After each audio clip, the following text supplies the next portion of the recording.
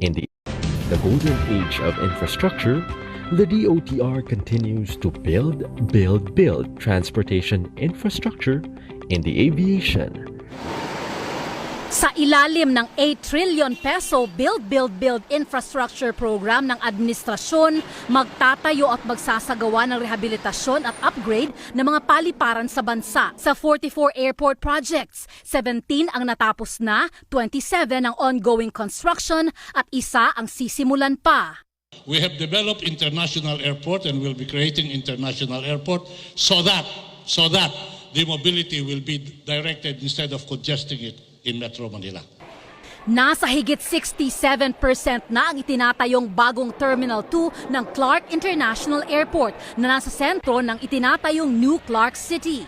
Itataas nito sa 12.2 million ang kasalukuyang passenger capacity na 4.2 million lang kada taon.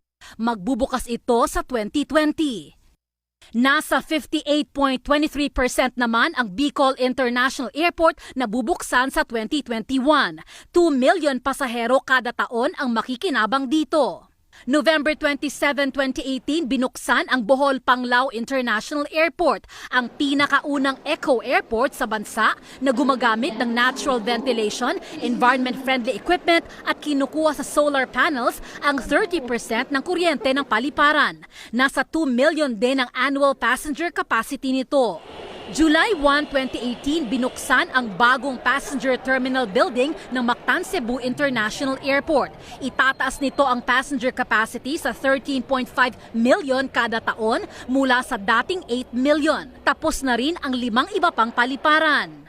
At kung dati binansagang one of the worst airports, dahil sa rehabilitasyon at upgrade, na isama ang NAIA Terminal 2 sa top 10 most improved airports ng 2018 sa survey ng isang London-based research firm.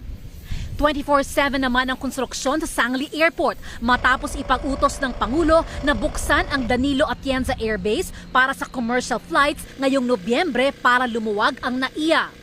2020, sisimulan din ang pagtatayo ng New Manila International Airport na tatagal ng 4 hanggang 6 na taon. Sa July 31 ang opening of bids para sa proyekto. 21 paliparan na rin ang may night rating ngayon para magpatuloy ang operasyon nila sa gabi. Sa 2022, target i-night rate lahat ng 42 commercial airports sa bansa. December 2018 naman naging fully operational ang bagong communications, navigation, surveillance, air traffic management system na nagtawid mula sa mano-mano tungo sa high-tech na sistema. Ina Reformina, ABS